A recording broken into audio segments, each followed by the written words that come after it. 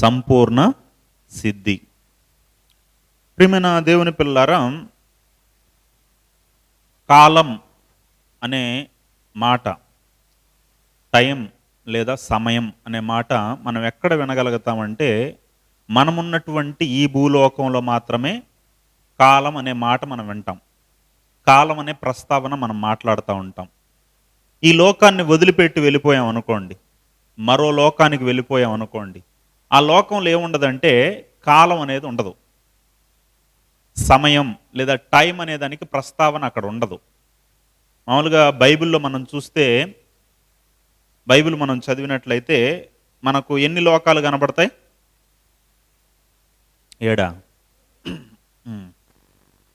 మామూలుగా లోకంలో మనం అడిగితే లోకాలు ఎన్నండి అంటే 7 లోకాలు అనేవాళ్ళు కొంతమంది ఉంటారు. ఏంటండి అవనంటే అతల వితల సుతల తలాతల రసాతల మహాతల పాతాళం అంటారు.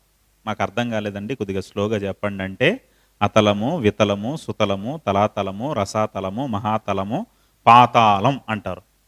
సరే, ఒకడు 7 అని చెప్తున్నాడు అనేసి ఆలోచిస్తూ ఉంటే ఇంకోటి ఏమంటాడంటే 7 కాదండి, 7 14 లోకాలండి అంటాడు ఒకడు. దాని మీద పాట కూడా రాయేస్తారు మన వాళ్ళు, ఏమని? 7 లోకాల సౌందర్య రాసి నా ముందుకు వచ్చింది కనువిందు చేసనేసి 7 14 లోకాలు అనేసి పాట కూడా రాయేశారు.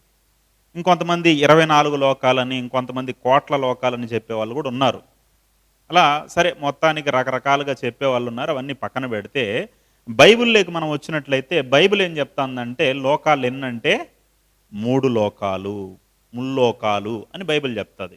ఏంటంటే ఆ 3 లోకాలు అంటే, 1 పైనున్నటువంటి పరలోకం, 2 మనమున్నటువంటి ఈ భూలోకం, 3 భూమి కింద ఉన్నటువంటి ఈ లోకానికి కింద ఉన్నటువంటి పాతాళ లోకం అని చెప్పారు బైబిల్.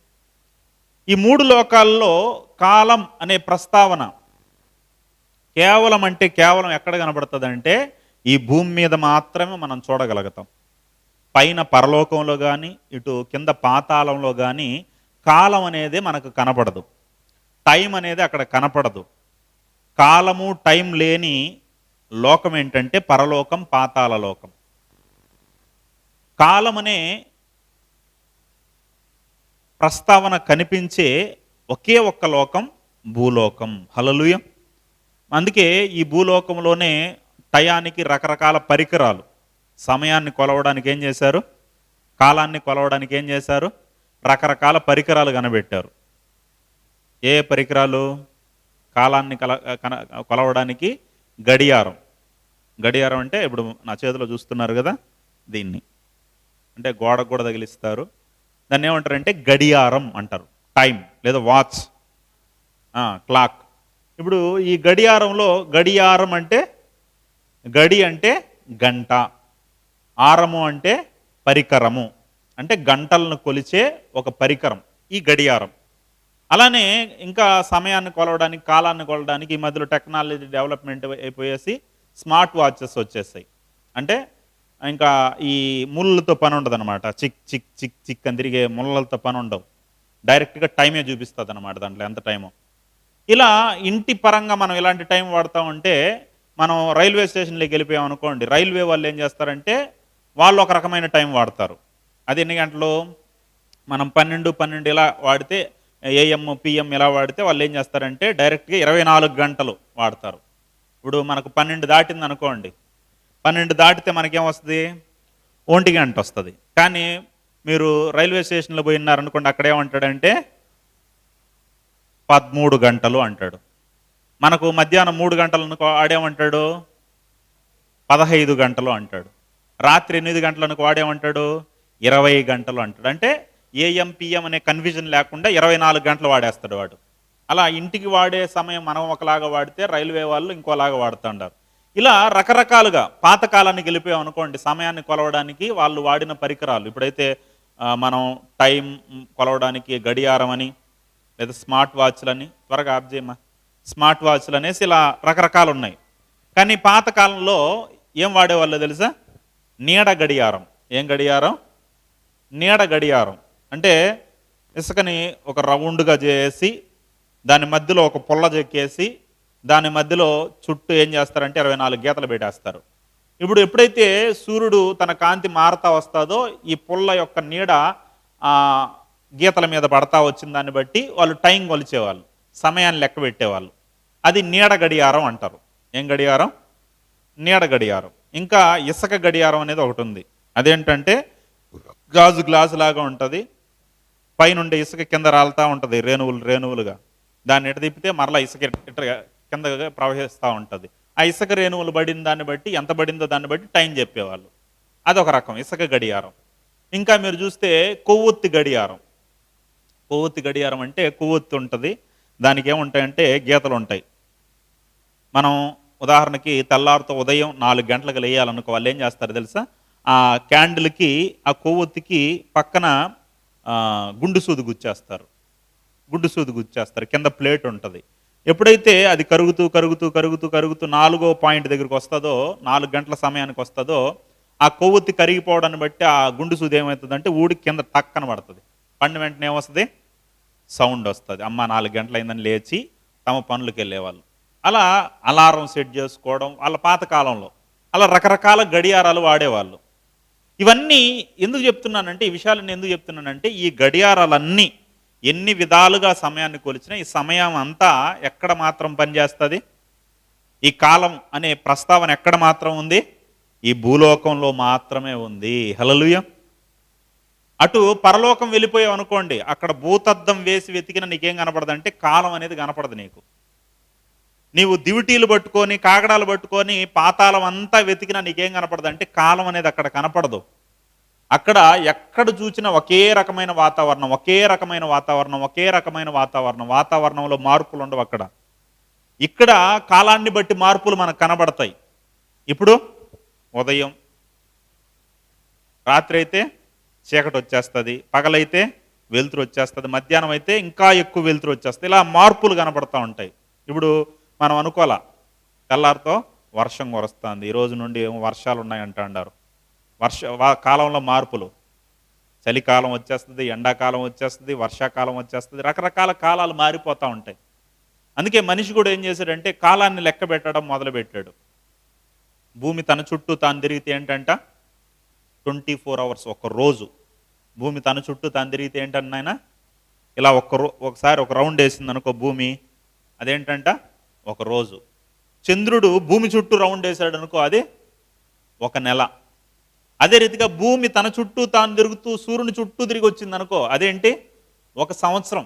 ఇలా కాలాన్ని లెక్క పెట్టడం మొదలుపెట్టాడు మనిషి, కాలంలో ఉన్నాడు గనుక. కానీ కాలమే లేనటువంటి లోకాలను మలిచిపోయాడు.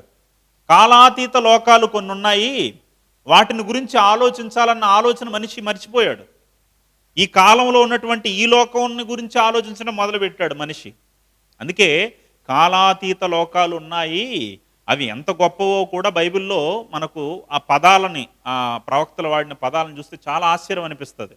ఉదాహరణకి మొట్టమొదటిగా పరలోకం చూసాం అనుకోండి, అక్కడ ఆ లోకాన్ని గురించి మనం ఆలోచిస్తే ప్రవక్తలు వాటి గురించి చెప్తూ కొన్ని అద్భుతమైన విచిత్రమైన పదజాలంతో అక్కడ మాట్లాడడం మొదలు పెడతారు ఆ లోకాన్ని గురించి. ఉదాహరణకి ఎగ్జాంపుల్కి మీరు యెషయా గ్రంథము 57వ అధ్యాయము 15వ వచనాన్ని మనం చదివినట్లయితే, యెషయా గ్రంథము 57వ అధ్యాయము 15వ వచనాన్ని చదవదాం. మహాగణుడును మహోన్నతుడును పరిశుద్ధుడును నిత్య నివాసియు నైనవాడు. ఆమేన్, హల్లెలూయా. దేవుని గురించి ఏమంటున్నాడు? పరలోకంలో ఉన్నటువంటి దేవునికి ప్రవక్త భూ సంబంధంగా పదాలు వాడడానికి, పదజాలం వాడడానికి సరిపోకుండా ఆయన వాడిన పదం ఏంటంటే, ఆయన ఎవరంట? నిత్య నివాసి. మన సబ్జెక్టులు మాత్రం ఆలోచిద్దాం. ఏంటంట? నిత్య నివాసి. నిత్య నివాసి అంటే నిత్యము నివసించేవాడు, నిత్యము నివసించేవాడు. హల్లెలూయా. అంటే ఆయనకి ఏం లేదు, కాలం అనేది లేదు, కాలం అనేది టైం అనేది లేదు ఆయనకి. నిత్యము నివసిస్తాడంట ఆయన. మనకేముంది? టైం ఉంది. ఇప్పుడు మిమ్మల్ని అడిగామనుకోండి, మీరు ఎప్పుడు పుట్టారండి అంటే మీరు సంవత్సరము, నెల, రోజుతో సహా చెప్పేస్తారు. పలానా రోజు, పలానా నెల, పలానా సంవత్సరం నేను పుట్టానని చెప్తారు మీరు. ఇంకొంత పాతకాలానికి వెళ్ళిపోయాం అనుకోండి, వాళ్ళకి ఈ రోజులు తెలియదు పాపం. వాళ్ళు ఏం చేస్తారంటే వాళ్ళు చెప్పడానికి ఎప్పుడు పుట్టామని చెప్పడానికి విపత్తులు ఏమైనా జరిగాయి అనుకోండి, ఆ విపత్తులకు ముందో ఆ విపత్తులకు తర్వాత పుట్టామని చెప్తారు. సునామీ ఏదైనా వచ్చిందనుకోండి, ఆ సునామీకి 5 సంవత్సరాల తర్వాత పుట్టాను. కరువు వచ్చిందనుకో, ఆ కరువుకు 5 సంవత్సరాల ముందు పుట్టాను, అలా చెప్తారనమాట. కాబట్టి మనమైతే ఇక్కడున్న మీరు డేట్తో సహా చెప్పచ్చు. మీకు ఎన్ని సంవత్సరాలు అంటే 80 సంవత్సరాలు, 70 సంవత్సరాలు, 20 సంవత్సరాలు, 50 సంవత్సరాలు అనేసి మీరు ఒక కాలం చెప్పగలరు.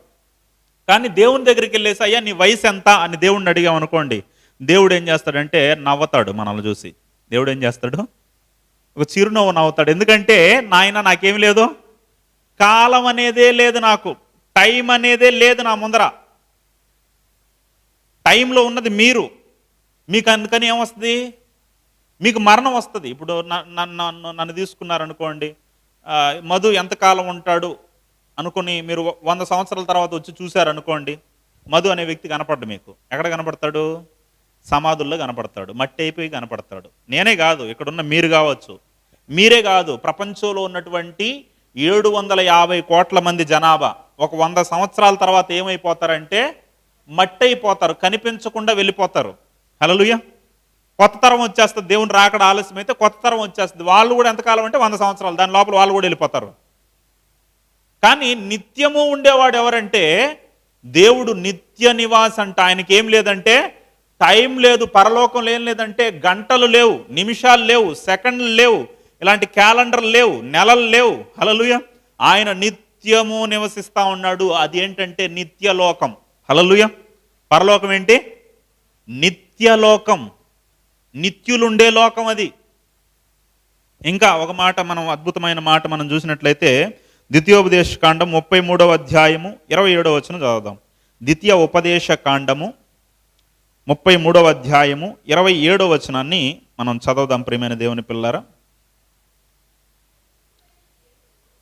ఎవరంటే ఆయన శాశ్వతుడైన దేవుడు, శాశ్వతుడైన దేవుడు, ఎటర్నిటీ గాడ్ అంటే నిత్యము ఉండేవాడు, శాశ్వతంగా ఉండేవాడు. హల్లెలూయా. ఆయనకి టైం లేదు. పరలోకంలో టైంతో పని లేదు అసలు.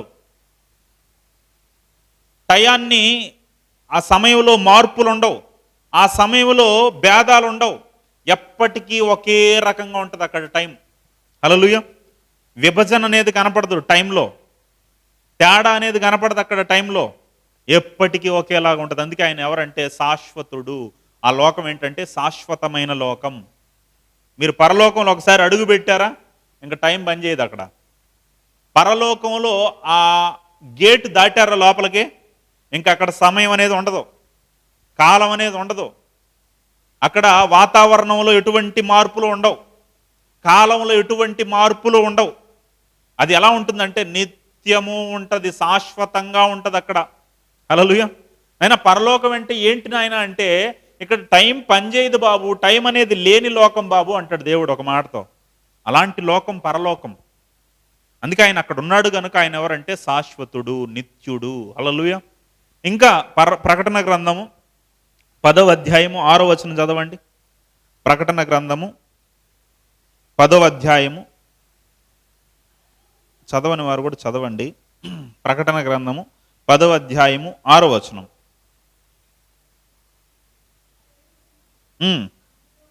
అందులో ఉన్న వాటిని, భూమిని, అందులో ఉన్న వాటిని, సముద్రమును, యుగ యుగములు జీవించుచున్న, యుగ యుగములు జీవించుచున్నవాడు. దేవుడు ఎవరు నాయన? దేవుడు ఎవరు? యుగ యుగములు జీవించుచున్నవాడు, యుగ యుగములు జీవించుచున్నవాడు. చాలా మందికి అర్థం కాదు. దేవుడు అంటే ఆయన గుణమే ఏంటంటే జీవం, ఆయన తత్వమే ఏంటంటే జీవం. ఆయన ఎవరంటే జీవ ప్రదాత, జీవం ఆయన ఒక మాటలో చెప్పాలంటే. అలాంటి జీవాన్నే తత్వం కలిగిన వాడు దేవుడు. చాలా మంది ఇది అర్థం కాకుండా ఏమంటారంటే, దేవుడు ఎలా వచ్చాడండి, దేవుడు ఎవరికి పుట్టాడండి, దేవుడు ఎప్పుడు పుట్టాడండి అంటారు. దేవునికి పుట్టుక లేదు. హల్లెలూయా. దేవునికి ఏం లేదు నాయన, పుట్టుక అనేది లేదు దేవునికి. దేవునికి మరణం అనేది లేదు. దేవునికి అసలు కాలంతో పనే లేదు. హల్లెలూయా.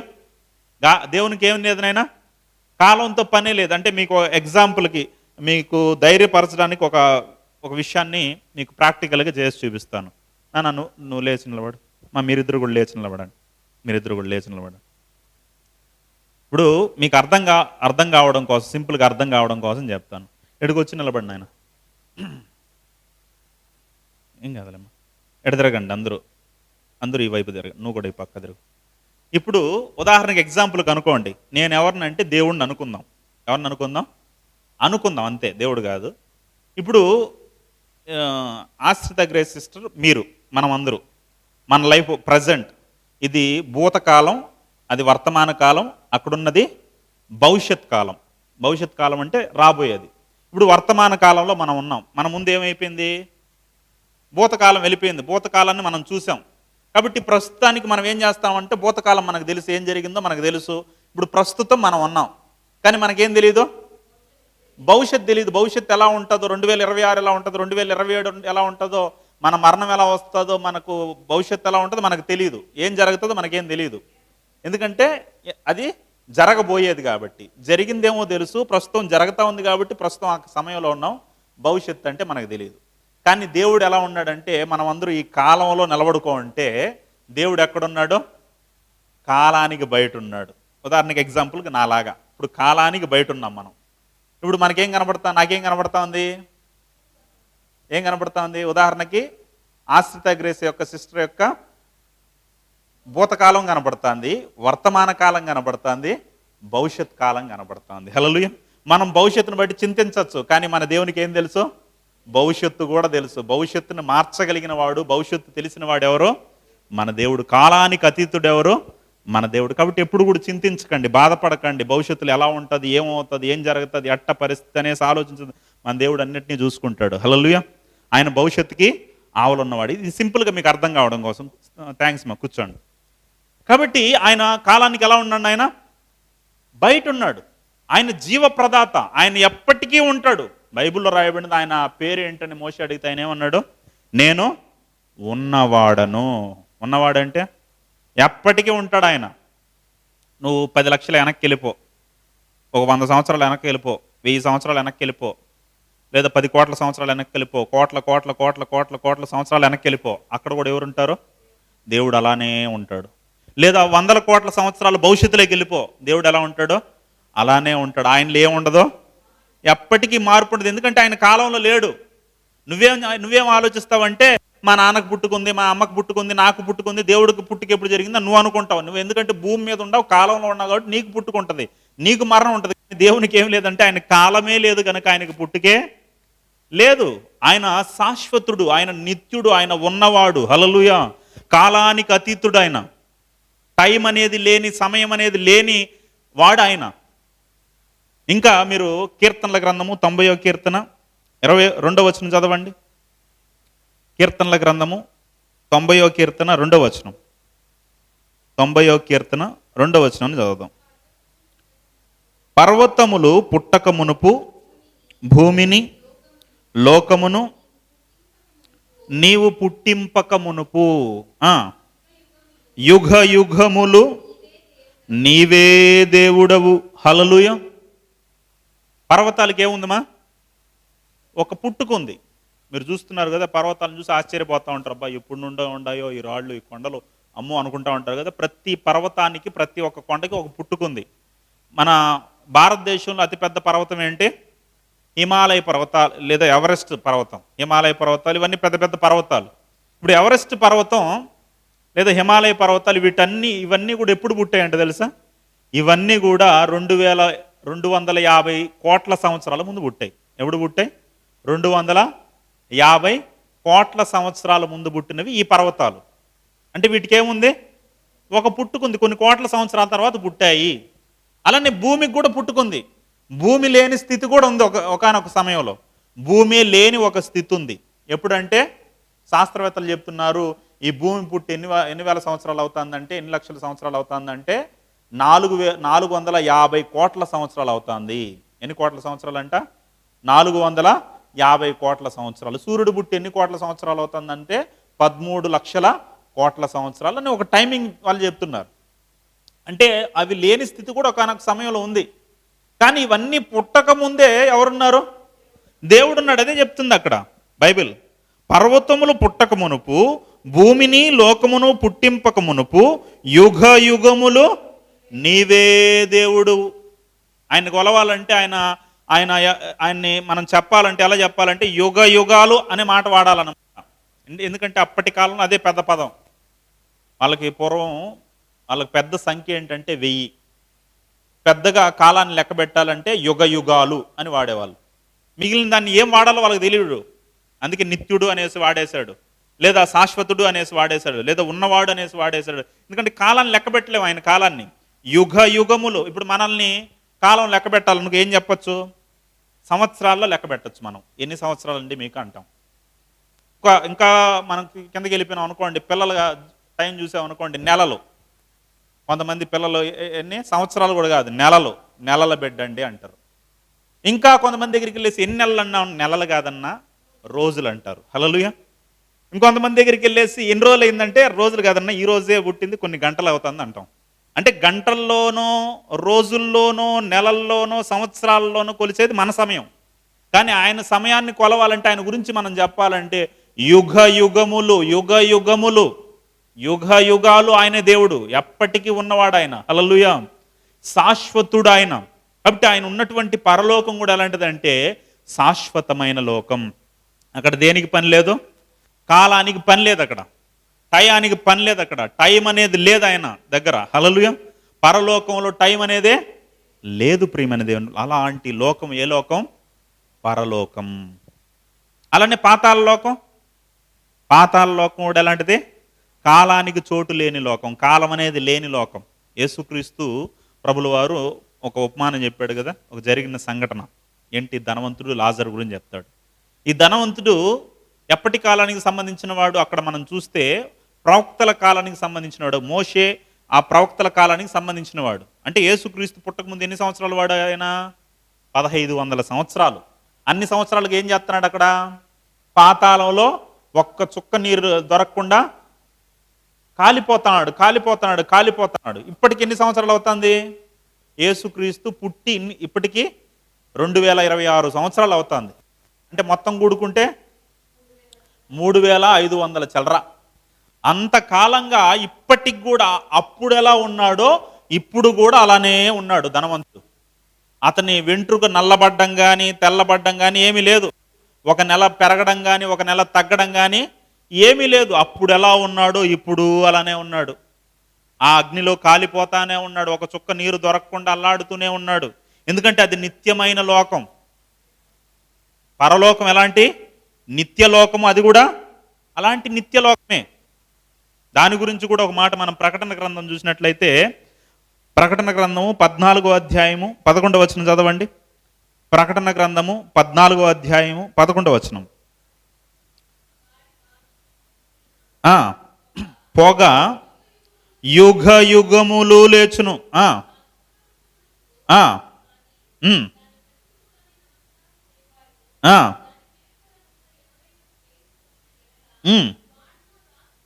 రాత్రింబగలు అంటే మనకు అర్థం కావాలి కాబట్టి, ఆడ రాత్రి ఏంటి ఆడ పగలేంటి? సూర్యుడు చంద్రుడు ఉన్నది ఏ లోకంలో? మన లోకంలో. మనకు అర్థం కావాలి కాబట్టి రాత్రి పగలని వాడాడు. కానీ అక్కడ ఏమి లేదు, టైం అనేదే లేదు. యుగ యుగాలు ఆ మంటల్లో కాలిపోయేది. పరలోకం ఎలా నిత్య జీవం కలిగిన లోకమో, నిత్యము ఉండే లోకమో, పాతాళం కూడా నరకం కూడా ఎలాంటిది నాయన? నిత్యము ఉండే లోకం. అది కూడా యుగ యుగాలు. అక్కడ కూడా యుగ యుగాలు వాడాడా? ఇక్కడ కూడా పాతాళానికి ఏం వాడుతున్నాడు? యుగ యుగములు, యుగ యుగములు అని వాడుతున్నాడు.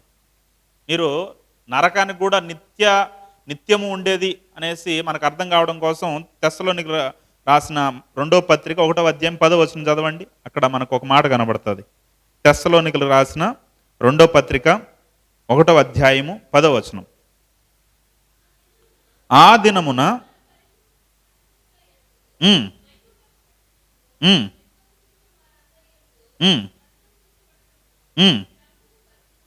ప్రభువు వచ్చినప్పుడు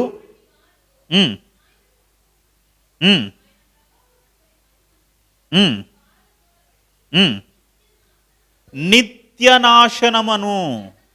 ఏంటంటే పాతాళం అనేది నిత్య నాశనం ఉండే లోకం, పాతాళ లోకం. నిత్య నాశనం, నిత్యము నాశనమే అక్కడ మన జీవితాలు. పండ్లు కొరుకుట, ఏడుపు, అగ్ని, మహారోదన కలిగిన నిత్య నాశనం కలిగినటువంటి లోకం పాతాళ లోకం అయితే, నిత్య జీవము కలిగిన లోకం చూసారా, నిత్యం, నిత్యలోకం, నిత్య పరలోకం, నిత్య జీవం. ఇక్కడ నిత్యాగ్ని, నిత్య నాశనం, యుగ యుగములు. చూసారా, ఈ రెండు లోకాలకి ఏం లేదో టైం అనేది లేదు ప్రియమైన దేవుని పిల్లరా. కాలం అనేది లేని లోకం. భూలోకం మాత్రమే కాలం ఉండే లోకం, కాలాన్ని లెక్క పెట్టుకునే లోకం. కానీ పాతాళ లోకంలో, పరలోకంలో ఏం లేదంటే కాలానికి చోటే లేదు అక్కడ. హల్లెలూయా. ఇప్పుడు మీకు ఇంకా అర్థం కావడం కదా, ఎగ్జాంపుల్ కోసం, ఈ విశ్వంలోనే, ఈ లోకంలోనే భూమి మీద మనకి ఎన్ని గంటలు ఒక రోజుకి? ఒక రోజుకి ఎన్ని గంటలు? 24 గంటలు. అదే శుక్రగ్రహం మీదకి వెళ్ళిపోయాం అనుకోండి. శుక్రగ్రహాన్ని ఇంగ్లీష్లో ఏమంటారు ఏదో మనకు తెలియదు. శుక్రగ్రహం మీదకి వెళ్ళిపోయాం అనుకోండి, అక్కడ ఎన్ని గంటలో తెలుసా? ఒక రోజుకి 243 గంటలు. ఎన్ని గంటలమ్మా? ఒక రోజుకి ఎన్ని గంటలు? అంటే ఆ గ్రహం ఒక రౌండ్ వేసి రావాలంటే, దానికి ఒక రోజు అవ్వాలంటే ఎన్ని గంటలు అవుతుందంటే 243 గంటలు ఒక రోజు దాని మీద. అప్పుడు మనం అక్కడ భూమి మీద ఉంటే ఎన్ని రోజులు బతుకుతాం? ఎన్ని సంవత్సరాలు బతుకుతాం? ఎన్ని సంవత్సరాలు ఉంటాం భూమి మీద బ్రతకాలంటే? 100 సంవత్సరాలు భూమి మీద బతికేవాడు అక్కడ ఎంతకాలం బతుకుతాడు? 10 సంవత్సరాల లోపలే చచ్చిపోతాడు. ఎన్ని సంవత్సరాల లోపల చచ్చిపోతాడు? 10 సంవత్సరాల లోపే చచ్చిపోతాడు. నేనేదో పరలోకం, పాతాళ లోకం గురించి చెప్పాలా, ఈ విశ్వం గురించి మనుషులకి తెలిసిన దాని గురించి చెప్తాండ. ఇక 24 అవర్స్ అయితే ఒక రోజుకి, అక్కడ 243 గంటలు ఒక రోజుకి. అలా 10 సంవత్సరాలు చచ్చిపోతాం మనం. ఎంతకాలం బతికేవాడైనా 10 సంవత్సరాలు చచ్చిపోతాడు. అదే రీతిగా మీరు బుధగ్రహం మీదకి వెళ్ళారనుకోండి. బుధగ్రహం మీద టైమింగ్ ఎలా ఉంటుంది అంటే 58 గంటలు. ఒక రోజుకి ఎన్ని గంటలు? 58. 9 గ్రహాలు ఉన్నాయి కదా విశ్వంలో, ఆ 9 గ్రహాల గురించి చెప్తున్నా. బుధగ్రహం మీద 58 గంటలు అంటే 100 సంవత్సరాలు బతికేవాడు అక్కడ ఎన్ని సంవత్సరాలు బతుకుతాడు? 50 సంవత్సరాలు, మినిమం 50 సంవత్సరాలు బతుకుతాడు అంతే. అంటే చూసారా టైమింగ్ ఎలా మారిపోతుంది. ఇక్కడ ఇలాంటి టైమింగ్ ఉంటే, ఇక్కడే విచిత్రంగా కాలాల్లో మార్పులు ఉంటే, అక్కడ అసలు కాలం అనేదే లేదు. హల్లెలూయా. ఎందుకు కాలం అనేది లేదు? ఒకసారి ఆలోచన చేయండి. ఏమ్మా, ఇక్కడ మాత్రమే దేవుడు ఎందుకు కాలాన్ని పెట్టాడు? అక్కడ ఎందుకు కాలం అనేది లేదు? పరలోకంలో కానీ పాతాళంలో కానీ కాలం అనే ప్రస్తావన లేకుండా భూమి మీదే ఒక టైమింగ్ ఎందుకు దేవుడు పెట్టాడు? ఆ కాలంలో మనల్ని ఎందుకు పెట్టాడు? కాలచక్రంలో మనల్ని ఎందుకు బంధించాడు దేవుడు? కాలానికి అతీతుడిగా ఉన్న దేవుడు కాలచక్రంలో మనల్ని ఎందుకు బంధించాడు? కాలంలో ఎందుకు పెట్టాడు? మనకెందుకు బాల్యం ఇచ్చాడు? మనకెందుకు యవన దశ ఇచ్చాడు? అంతే కదా, ఆలోచన చేయాలి. ఎందుకు ఇచ్చాడు అంటే, బైబిల్లో మన పౌలు గారు రాసినటువంటి పత్రిక, హెబ్రీలకు రాసిన పత్రిక 12వ అధ్యాయం 23వ వచనాన్ని చదువుదాం. హెబ్రీలకు రాసిన పత్రిక 12వ అధ్యాయము 23వ వచనం.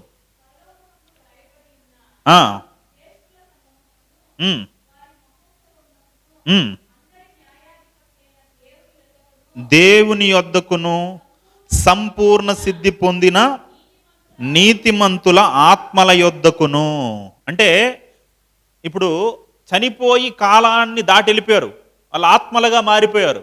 ఈ ఆత్మలుగా మారిన వారు ఎలా మారారు? ఏంగా మారి దేవుని యొద్దకు వెళ్తున్నారంటే సంపూర్ణ సిద్ధి పొంది. ఏం సిద్ధి పొంది? అక్కడ రాయబడింది సంపూర్ణ సిద్ధి. సంపూర్ణ సిద్ధి అన్నాడు. సిద్ధి అంటే సిద్ధార్థుడు అనేసి ఎవరికి పేరు? గౌతమ బుద్ధుడికి సిద్ధార్థుడు అని పేరు. సిద్ధార్థుడు అంటే సిద్ధి పొందినవాడు. సిద్ధి అంటే జ్ఞానం. కొంతమందిని సిద్ధులండి, వీళ్ళు సిద్ధులు, వీళ్ళు సిద్ధులు, వాళ్ళు సిద్ధులు, వాళ్ళు సిద్ధులు అంటూ ఉంటారు. ఏంటి సిద్ధులు? సిద్ధులు అంటే ఈ లోకానికి ఎందుకు వచ్చాము, ఎందుకు బ్రతుకుతున్నాము, ఎందుకు మరణిస్తున్నాము, మన జీవిత పరమార్థం ఏంటి, మనం ఎందుకు ఈ లోకంలో పుట్టాం, మనం ఎందుకు ఈ లోకాన్ని వదిలిపెట్టి వెళ్తున్నాం అనే ఒక గ్రహింపు కలిగిన వారు అనుకొని వీళ్ళు ఏం పేరు పెట్టారంటే వాళ్ళకి సిద్ధులు అని పేరు పెట్టారు. ఎవరు సిద్ధులు అంటే ఎవరైతే ఈ లోకానికి ఎందుకు వచ్చాం, ఎందుకు బ్రతుకుతున్నాం, ఈ లోకాన్ని విడిచిపెట్టిన తర్వాత ఎక్కడికి వెళ్తాం, మనం ఎక్కడి నుంచి వచ్చాం, మన జీవిత పరమార్థం ఏంటి, మన పని ఏంటి, పర్పస్ ఏంటి, మనం అసలు ఈ లోకానికి వచ్చిందా, పర్పస్ ఏంటి, కారణం ఏంటి అని తెలుసుకున్నవాడే ఏమవుతాడు, సిద్ధుడవుతాడు. హల్లెలూయా. సిద్ధుడుగా మార్చబడతాడు. ఉదాహరణకు ఎగ్జాంపుల్కి మనకు కొన్ని వస్తువులు ఉన్నాయి, మీకు అర్థం కావడం కోసం కొన్ని వస్తువులు ఉన్నాయి. ఆ వస్తువులు ఎందుకు తయారు చేయబడ్డాయో ఆ తయారు చేయబడిన కారణాన్ని అవి నెరవేర్చినప్పుడు అవేంగా మార్చబడతాయి, అవి సిద్ధి పొందుతాయి. ఉదాహరణకి ఇప్పుడు ఇక్కడ నీళ్ళ బాటలు తెచ్చిపెట్టారు, ఈ నీళ్ళ బాటలు తెచ్చిపెట్టారు కదా, ఇప్పుడు ఇది ఎప్పుడు సిద్ధి పొందుతుంది? ఇప్పుడు ఉదాహరణకి దీంట్లో నీళ్ళు ఉన్నాయి కనుక నేను బాటిల్ ఓపెన్ చేసి ఇప్పుడు నేను తాగుతున్నా.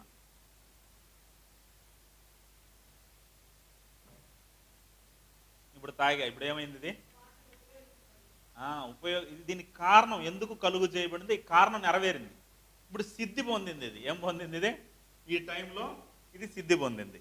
అలానే ఇక్కడ ఒక మైక్ ఉంది, ఇది పని చేయడంలో ప్రస్తుతానికి ఇక్కడ ఈ మైక్ కూడా వాడినాము, తెల్లారితో పని చేసింది, ఇప్పుడు ఏం చేయలేదు, ఇది పని చేయలేదు. ఇదేం అంటే ఏం కాలే, ఇది సిద్ధి పొందలా.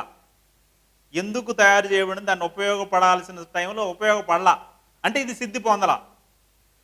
అలానే మనల్ని దేవుడు ఒక పర్పస్ నిమిత్తం కలుగు చేశాడు. ఇప్పుడు దాన్ని తెలుసుకొని దాన్ని మనం చేసినప్పుడు మనం ఏం పొందుతాం? సిద్ధి పొందుతాం, సంపూర్ణ సిద్ధి పొందుతాం. హల్లెలూయా. కాబట్టి మనం సిద్ధులమైనప్పుడు మనం ఎక్కడికి వెళ్తామంటే కాలము లేనటువంటి ఆ లోకానికి మనం వెళ్తాం. హల్లెలూయా. అంటే ఒక వ్యక్తి సిద్ధుడు కావాలంటే అతడికి అనుభవం రావాలి. ఏం రావాలి నాయన?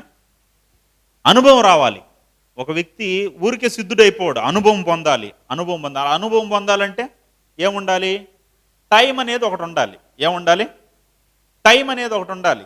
ఈ టయాన్ని మనకిచ్చాడు. ఎందుకు ఇచ్చాడంటే మనం సిద్ధులు కావడానికి. దీన్ని ఎవరికి ఎలా?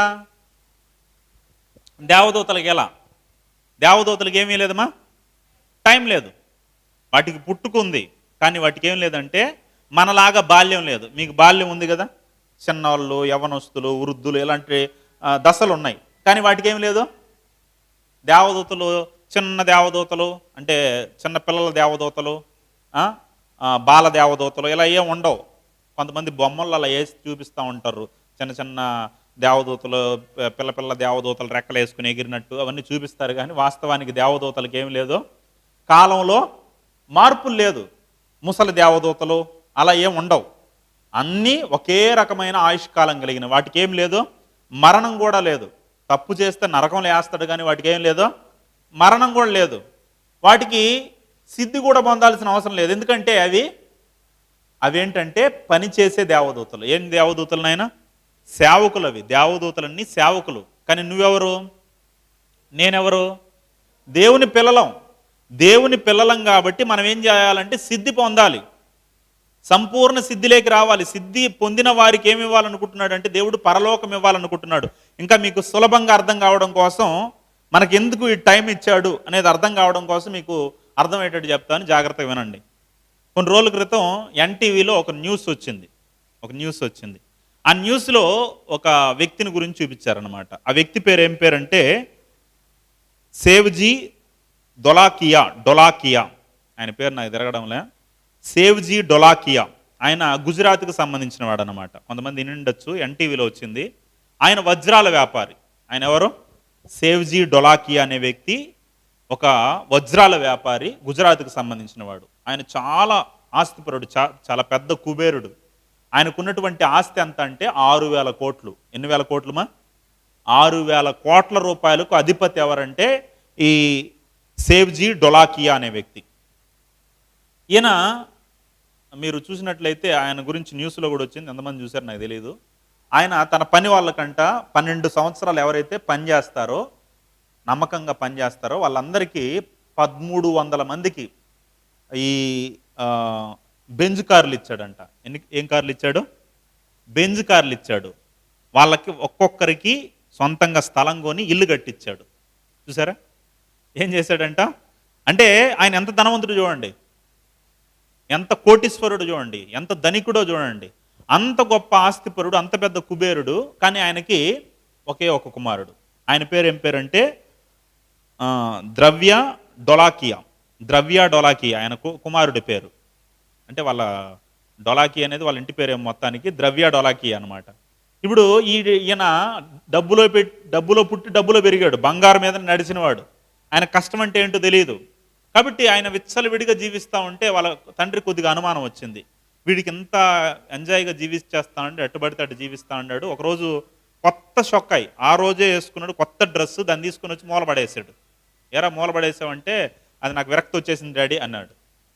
ఆ రోజు వేసుకున్న డ్రెస్ మీద ఏమొచ్చేసిందంట? విరక్తి వచ్చేసిందంట. వీడు ఇలా అయితే నా ఆస్తిని ఎలా చూసుకుంటాడు అని అనుమానం వచ్చింది. ఒకరోజు పిజ్జా ఆర్డర్ పెట్టి పిజ్జా తెప్పిస్తే ఆ పిజ్జాను కొద్దిగా తిని మిగిలినంతా డస్ట్బిన్లో బారేసాడు. ఇంక వాళ్ళ నాన్నకు అనుమానం వచ్చేసింది. అదో పిజ్జాని తెచ్చిస్తే కొద్దిగా తిని బారేస్తా ఉన్నాడు, డ్రెస్ కొనిస్తే ఒకరోజు వేసుకొని వాడి బారేస్తా ఉన్నాడు, డబ్బును విచ్చలవిడిగా ఆడబడితే ఆడ పెట్టేస్తా ఉన్నాడు. ఇప్పుడు నేను 6,000 కోట్ల రూపాయలకు అధిపతిగా వీడికి తాళం ఇచ్చాను అనుకో, ఈ 6,000 కోట్ల రూపాయలని వీడు కాపాడగలుగుతాడా లేకపోతే నాశనం చేస్తాడో అని ఆలోచన వచ్చి ఒకరోజు ఏం చేశాడంటే, ఈ డొలాకియా, సేవ్జీ డొలాకియా వాళ్ళ తండ్రి ఏం చేశాడంటే వాళ్ళ కొడుకుని పిలిచాడు. రాయ్ రారా అన్నాడు. వస్తే ఏ నాన్న వస్తే అదో పనివాడిని పిలిచి 7,000 రూపాయలు తీసి వాడి చేతిలో పెట్టాడు.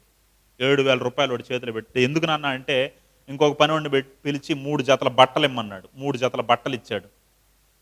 ఇక మీదటి నుండి నేను నీ తండ్రిని కాదు, నువ్వు నా కొడుకు కాదు, 2 నెలల పాటు ఎవరు కాదు నువ్వు, నా కొడుకు నువ్వు కాదు, నేను నీ తండ్రిని కాదు, 2 నెలల పాటు నువ్వు ఎక్కడికి వెళ్తావు వెళ్ళు, ఎక్కడికి వెళ్తావు వెళ్ళు. అక్కడికి వెళ్ళేసి నువ్వేం చేయాలంటే కష్టపడి నీ కష్టార్జితంతో డబ్బు సంపాదించి నాకు చూపించాలి.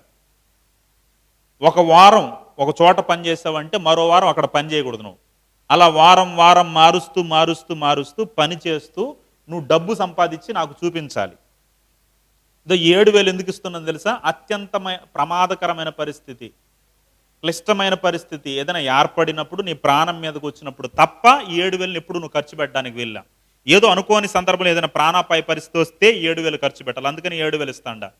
అది అవసరం రానంత వరకు నువ్వు ఖర్చు పెట్టకూడదు. నువ్వు కష్టపడి 2 నెలలు పని చేసిన చోట పని చేయకూడదు, మళ్ళా పని చేసిన పనే మళ్ళా చేయకూడదు, పనులు మారుస్తా పని చేయాలి, వారానికి ఒక పని చేయాలి. నువ్వు కష్టపడి నువ్వు ఏ పని చేస్తావో తెలియదు, నాకు పని చేసి డబ్బు తీసుకురావాలి, నీ జీతాన్ని నాకు చూపించాలని చెప్పాడు.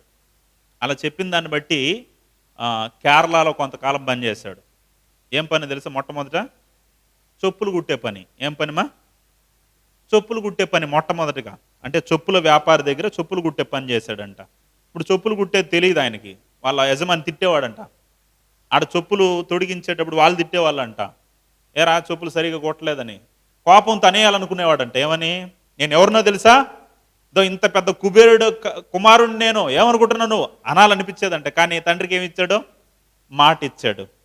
అటు తర్వాత హైదరాబాద్లో కూడా పనిచేశాడంట, బేకరీలో పనిచేశాడంట. ఏం పని? అక్కడ బేకరీలో అది సప్లై చేయడం. అలా చేస్తున్నప్పుడు ఎగ్ పఫ్ అడిగితే వెజ్ పఫ్ ఇచ్చేయడం, వెజ్ పఫ్ అడిగితే ఎగ్ పఫ్ ఇచ్చేయడం, వాళ్ళ దగ్గర తిట్లు తినడం, ఇలాంటివి చేస్తూ కొన్ని ఫోటోలు కూడా చూపించారు. గడ్డం పెంచుకునేసి ఆ పనులు చేస్తా కనపడ్డాడు. అలా మొత్తానికి 2 నెలలు అనుకున్నట్టే వాళ్ళ నాన్న చెప్పినట్టే బట్టలు లేకపోయినా, కొన్ని ఆయన చెప్పిన విషయాలు ఏంటంటే, బట్టలు మాసిపోయిన ఆ బట్టలు వేసుకున్నాడంట, చినిగిపోయిన బట్టలు వేసుకొని తిరిగేవాడంట. అసలు ఒక్కో రోజు ఆహారం దొరికేది కాదంట, ఒక పూట ఉంటే రోజంతా పస్తుండేవాడంట. అలాంటి పస్తులు ఉంటూ ఆ 2 నెలలను కంప్లీట్ చేస్తే, ఆ టాస్క్ని కంప్లీట్ చేసి కష్టం అంటే ఏంటో తెలుసుకున్నాడు. హల్లెలూయా. అంటే ఎందుకు ఈ సందర్భాన్ని చెప్పానంటే, ఒక 6,000 కోట్లు ఉన్నటువంటి ఆస్తిపరుడే తన కుమారుణ్ణి ప్రయోజకుని చేయాలి, సిద్ధి పొందిన తర్వాతే నా ఆస్తిని అప్పగించాలనుకున్నప్పుడు దేవుడు మనకేమి ఇవ్వాలనుకుంటున్నాడు? పరలోకం. హల్లెలూయా. కని విని ఎరుగని ఉన్నతమైన పరలోకాన్ని దేవుడు నీకు ఇవ్వాలనుకుంటున్నాడు. ఉన్నతమైన స్వాస్యాన్ని, ఆస్తిని దేవుడు నీకు ఇవ్వాలనుకుంటున్నాడు. ఇప్పుడు నువ్వెలా ఉండాలి? నువ్వు సంపూర్ణ సిద్ధి పొందాలి, నువ్వు అనుభవం పొందాలి. అనుభవం పొందాలంటే నీకేం ఉండాలంటే టైం. అతనికి ఏమి ఇచ్చాడు? 2 నెలల టైం. నీకు 70-60 సంవత్సరాలు టైం. హల్లెలూయా. ఇప్పుడు అతడేం చేశాడంటే ఆకలిని జయించాడు, ఆహారాన్ని జయించాడు, తిండిని జయించాడు. ఇప్పుడు నువ్వేం జయించాలి? అరిషడ్ వర్గాలు, కామ, క్రోధ, లోభ, మోహ, మద మత్సరాలను జయించాలి. ఈ లోకం నిన్ను అట్రాక్ట్ చేస్తుంది. లవ్వు లేదా త్రాగుడు లేదా పాపం లేదా దుష్టత్వం, ఏదేదో నిన్ను అట్రాక్ట్ చేస్తుంది. ఇవన్నిటినీ అధిగమించి ఆ కాలంలో ఉండి సంపూర్ణ సిద్ధి పొంది ఎక్కడికి వెళ్ళాలి? నువ్వు దేవుని దగ్గరకు వెళ్ళాలి ప్రియమైన దేవుని పిల్లారా. అలాంటి వారికి దేవుడు ఏమేమి ఇవ్వాలనుకుంటున్నాడు? పరలోకాన్ని దేవదూతలకు ఇవ్వాలనుకోవాలి. దేవదూతలు ఎవరు? ఒక మాట చదవండి. హెబ్రీయులకు రాసిన పత్రిక 1వ అధ్యాయము 14వ వచనం. హెబ్రీయులకు రాసిన పత్రిక 1వ అధ్యాయం 14వ వచనం. నేను ముగిస్తాను, త్వరగా చదవండి. వీరందరూ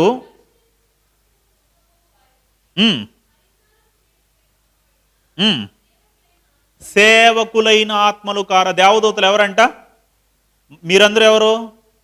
కుమారులైన ఆత్మలు, దేవునిలో నుండి వచ్చిన ఆత్మలం. మనమైతే దేవుడు అంటే పుట్టినటువంటి ఆత్మలు, సేవకులైన ఆత్మలు దేవదూతలు. వారు సేవ చేయడానికి, మనకు సేవ చేయడానికి దేవుడు కలిగించాడు. అందుకే వాళ్ళకి వయసు ఉండదు, వాళ్ళకి కాలం ఉండదు, వాళ్ళకి బాల్యం ఉండదు, వాళ్ళకి శ్రమలు ఉండవు. ఎవరికి శ్రమలు, ఎవరికి కష్టాలు, ఎవరికి పరీక్షలు?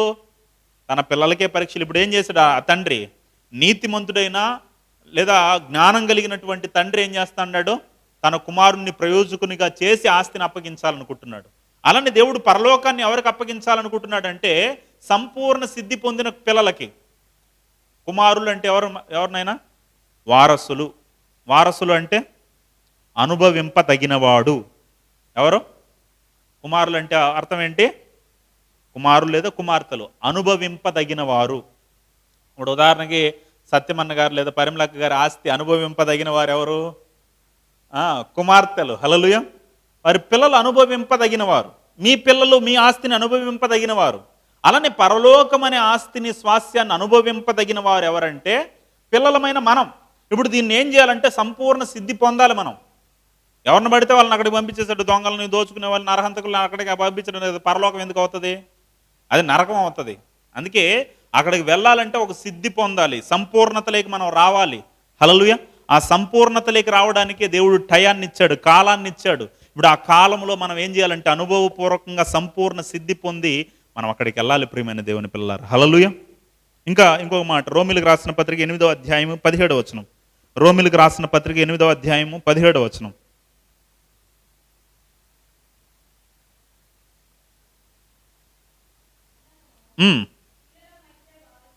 పిల్లలమైతే ఏమవుతాం మనం? వారసులం. ఆయనకు మన పిల్లలు కాబట్టి వారసులం. అనగా ఎవరి వారసులు మీరు? మా నాన్న చాలా పేదోడండి, మా నాన్నకి ఏం డబ్బు లేదండి, మా నాన్న అదండి ఇదండి, బాధపడకండి. హల్లెలూయా. మీరు ఎవరి వారసులో తెలుసా? దేవుని వారసులు. ఆమెను చప్పట్లు కొట్టాలి. ఎవరి వారసులమా? అసలు మనం ఈ భూ సంబంధంగా గొప్ప విషయం కాదు. అసలు మనం ఎవరికి వారసులు అంటే సాక్షాత్తు దేవునికే వారసులం, దేవుని వారసులం. హల్లెలూయా. ఇప్పుడు దేవుని వారసులు కావాలంటే ఆ వారసులుగా మారిపోతే సరిపోదు, దాంట్లో సంపూర్ణ సిద్ధి పొందాలి. దాంట్లో ఏం చేయాలంటే క్వాలిటీ, దాంట్లో నాణ్యతగా మనం మారాలి. ఇప్పుడు కొన్ని సందర్భాల్లో మీరు చూసినారు, ఈ అడ్వర్టైజ్మెంట్లో లేదా యూట్యూబ్లో షార్ట్ వీడియోస్లో కొంతమంది ఏం చేస్తారంటే హెల్మెట్లు పెట్టి రాడ్లతో పగలగొట్టి చూపిస్తూ ఉంటాడు. ఒకటి పగలగొట్టాడు, 2 పగలగొట్టాడు, 3వ దాన్ని పగలగొడుతుంటే రాడ్ వంగిపోతుంది హెల్మెట్ని పగలగొట్టాలంటే. అంటే అర్థం ఏంటంటే రాడ్ అయినా వంగిపోతుంది కానీ నా హెల్మెట్ అంత స్ట్రాంగు, అంత నాణ్యమైనది. కొన్ని టీవీలు వేసి పగలగొడతా ఉంటారు కింద, కొన్ని టీవీలు పగిలిపోతాయి, కొన్ని టీవీలు వేసి తూకినా పగలవు. మా టీవీలు అంత నాణ్యమైనవి. కొన్ని సెల్లుల్ని కారు కింద వేసి తొక్కిస్తూ ఉంటారు, కొన్ని అంతస్తుల మీద నుండి కింద వేస్తూ ఉంటారు. ఎందుకు అలా వేస్తాంటారంటే మా సెల్ అంత నాణ్యమైంది అని చూపిస్తూ ఉంటారు. అలా నీలో కూడా దేవుడు ఏం చూడాలనుకుంటున్నాడంటే నాణ్యతను చూడాలనుకుంటున్నారు. అందరిలాగా ఉంటే కుదరదు. పరలోకం రావాలంటే నువ్వు నాణ్యతలోకి వెళ్ళాలి, సిద్ధిలోకి వెళ్ళాలి. హల్లెలూయా. ఈ భూలోకం అనేది ఏంటంటే ఒక ప్రాక్టీస్ స్థలం, ఇదేంటంటే ఒక శిక్షణా స్థలం. ఇక్కడ శిక్షణ పొందాలి. నువ్వు శిక్షణ పొందితే నీకేమి ఇస్తాడు దేవుడు? ఆయన న్యాయమైన వాడు కనుక నీకు స్వాస్థ్యాన్ని ఇస్తాడు, పరలోకాన్ని ఇస్తాడు. మీకు జాకీ చాన్ తెలుసా? జాకీ చాన్ అంటే ఇంగ్లీష్ నటుడు, అతిపెద్ద నటుడు. ఆయన గురించి న్యూస్లో ఏమొచ్చిందంటే ఆయన ఆస్తి మొత్తం ఈ అనాథాశ్రమాలకి, అటు తర్వాత వృద్ధాశ్రమాలు ఉంటాయి కదా, దానికి రాయిచ్చేసాడంటే కోట్ల రూపాయల ఆస్తిని. విలేకరులు అడిగారు, సార్ మీ కుమారుడికి ఏమి రాయిసేయకుండా మొత్తం అలా అనాథాశ్రమాలకు రాస్తే ఎలా మీ కుమారుడి పరిస్థితి ఏంటంటే ఆయన చెప్పాడు, నేను 0 నుండి స్టార్ట్ అయ్యి ఇంత ఉన్నతమైన స్థాయికి వచ్చాను. వాడు నా కొడుకు కాబట్టి వాడు కూడా 0 నుండి స్టార్ట్ అవ్వాలి. వాడు బాగా నాలాగా తలాంతు కలిగిన వాడు అనుకో, నాలాగా టాలెంట్ కలిగిన వాడు అనుకో సంపాదించుకోండి, నా స్థాయికి వాడు వస్తాడు. వాడు చేత కానాడు అనుకో, నా ఆస్తి ఇచ్చిన ఏం చేస్తాడు వాడు?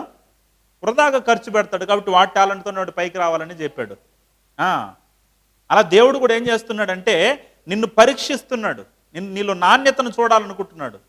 ఆయన పరలోకాన్ని ఇవ్వాలంటే ఎవరికి పడితే వాళ్ళకి ఇవ్వాలనుకోవాలా, ఆయన కొరకు ఎవరైతే సిద్ధి పొందుతారో వారికి ఇవ్వాలనుకుంటున్నాడు. ప్రియమైన దేవుని పిల్లారా, హల్లెలూయా. ఇంకొక మాట, ప్రకటన ఇర్మియా గ్రంథం 8వ అధ్యాయం 20వ వచనం. ఇర్మియా గ్రంథం 8వ అధ్యాయం 20వ వచనం.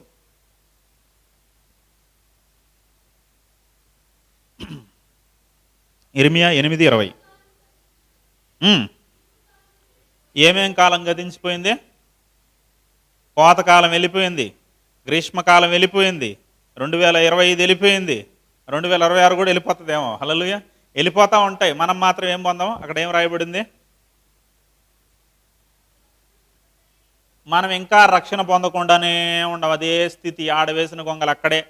మార్పు ఏమీ లేదు, రక్షణ ఏమీ లేదు, మారు మనసు ఏమీ లేదు, పశ్చాత్తాపం ఏమీ లేదు, చేంజింగ్ ఏమీ లేదు. హల్లెలూయా. కాలాలు వెళ్ళిపోతా ఉంటాయి, టైం ఏమీ వెళ్ళిపోతుంది, మనలో మాత్రం మార్పు రావడంలా. దేవుడు దాన్ని సహించడు. ప్రియమైన దేవుని పిల్లారు, మనం భూమి మీదకి వచ్చే ఏం పని మీద వచ్చామో దాన్ని చెయ్యాలి. నీ సొంత పనులు చేసుకో, తప్పేం కాదు. కానీ దేవుని పని చేస్తున్నావా? దేవుడు కోరుకున్నది నీ జీవితంలో జరుగుతూ ఉందా? ఇప్పుడు మన పిల్లల్ని నూనె ప్యాకెట్ తీసుకురావాలని పంపిస్తాం. నూనె ప్యాకెట్ తీసుకురమ్మన్నాడు, ఏం చేయాలి వాడు? నూనె ప్యాకెట్ తీసుకురావాలి. పోయే చాక్లెట్లు కొనుక్కొని వచ్చాడు అనుకో, ఏం చేస్తాం? తెప్ప మీద ఒకటి ఇస్తాం. ఏట్రా నీకేం చెప్పాను నేను? నూనె ప్యాకెట్ తీసుకురామంటే చాక్లెట్ తీసుకుని వస్తావా? సరే, నూనె ప్యాకెట్ తీసుకొని వచ్చి ఏదో 1-2 చాక్లెట్లు కొనుక్కొని వచ్చావు, ఏం బాధపడం. అది కాకుండా ఐస్ క్రీమ్లో చాక్లెట్ తీసుకొని వస్తే ఏం వస్తుంది? మనకు కోపం వస్తుంది. అలానే సరే, నువ్వు సంతోషపడు, ఆనందపడు, తింటావా తిను, బిర్యానీ చేసుకుంటే చేసుకో, భార్యతో సంతోషిస్తావా, భర్తతో సంతోషిస్తావా, ఆనందిస్తావా, ఆనందించు, అవన్నీ చాక్లెట్లు ఓకే.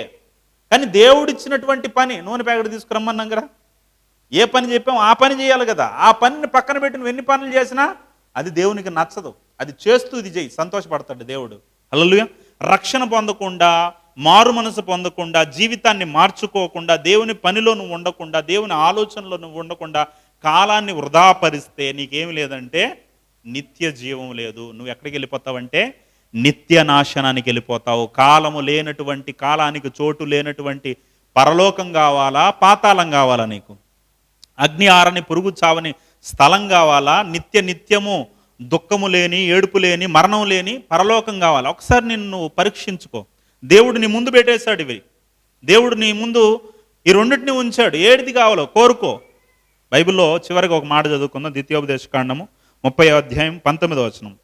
ద్వితీయోపదేశకాండం 30వ అధ్యాయము 19వ వచనాన్ని చదువుదాం.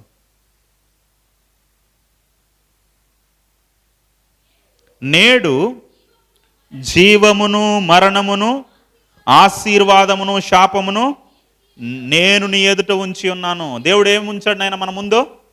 అటు మరణము, ఇటు జీవము రెండు మన ముందే ఉంచాడు. ఇటు నరకము, ఇటు పరలోకం రెండు మన ముందు ఉంచాడు. ఏది కావాలో కోరుకో అంటున్నాడు. కోరుకోమని చెప్పి ఆయన ఇంకా ఏం చేశాడు తెలుసా? క్లూ కూడా ఇచ్చాడు. అప్పుడప్పుడు చిన్నపిల్లలకి ఏం చేస్తామంటే, మనం రూపాయి నాణ్యం తీసుకొని చేతుల్లో పెట్టుకొని ఏ చేతుల్లో ఉంది చెప్పు అంటాం. తమాషాకి అలా అంటాం. వాడికి తెలియలేదనుకో, అప్పుడప్పుడు తల్లి తండ్రి ఏం చేస్తాడంటే పక్కన క్లూ కూడా ఇస్తూ ఉంటుంది. అందుకే దేవుడు కూడా ఏం చేశాడు తెలుసా? జీవాన్ని మరణాన్ని మన ముందు పెట్టి క్లూ కూడా ఇచ్చాడు. చివరి మాట చదవండి అక్కడ, 20వ వచనం చివరి మాట, చివరి లైను.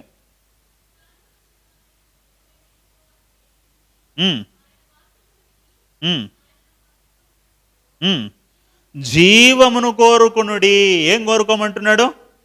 క్లూ కూడా ఇచ్చేశాడు. జీవం మరణం మన ముందు పెట్టాడు. పెట్టి ఏది కావాలో కోరుకో అనేసి నిన్ను వదిలిపెట్టలా. దేవుడు ఏం చేశాడు? నాయన జీవాన్ని కోరుకో, నీకు బెస్ట్, నీకు మంచిది, అది నీకు మేలది, జీవాన్ని కోరుకో అనేసి క్లూ కూడా చూపిస్తున్నాడు. కోరుకో అని. కానీ మనం ఏం కోరుకుంటున్నాం? మాకు మరణమే కావాలి, మాకు నరకమే కావాలని కోరుకుంటున్నారు చాలామంది. తమ జీవితాలను మార్చుకోకుండా వారి జీవితం ద్వారా ఏం కోరుకున్నట్టు చూపిస్తూ ఉన్నారంటే నిత్య నాశనాన్నే కోరుకుంటున్నారు. హల్లెలూయా. కానీ దేవుని ఆశ ఏంటంటే మనం జీవాన్ని కోరుకోవాలి. ప్రియమైన దేవుని పిల్లారా, హల్లెలూయా. కాబట్టి ఆ జీవాన్ని కోరుకుంటున్నామా? కాలమే లేనటువంటి పరలోకం చేరాలనే ఆ తపన, ఆ తృష్ణ మనలో ఉందా? లేకపోతే నిత్య నాశనానికి వెళ్ళాలనే ఆలోచన మనలో ఉందా? ఆ జీవితాన్ని కలిగి మనం బ్రతుకుతున్నామా? కాబట్టి మనలో అలాంటి ఆలోచనలు మనం ఉంటే సరిచేసుకొని నిత్య జీవానికి వెళ్ళడానికి ఈ కాలంలో మనం అనుభవపూర్వకంగా సంపూర్ణ సిద్ధి పొంది మనలో ఉన్నటువంటి అపవిత్రతను తీసివేసుకొని పరిశుద్ధతలోకి పవిత్రతలోకి మనం వెళ్ళడానికి మనం ప్రయత్నం చేద్దాం. అటు రీతిగా మనం తీర్మానం తీసుకుందాం, ప్రార్థన చేసుకుందాం. ఈ మాటలను దేవుడు దీవించి ఆశీర్వదించును గాక. ఆమేన్. హల్లెలూయా. ప్రార్థన చేసుకుందాం. అందరూ కూడా కళ్ళు మూసి ప్రార్థన చేసుకుందాం.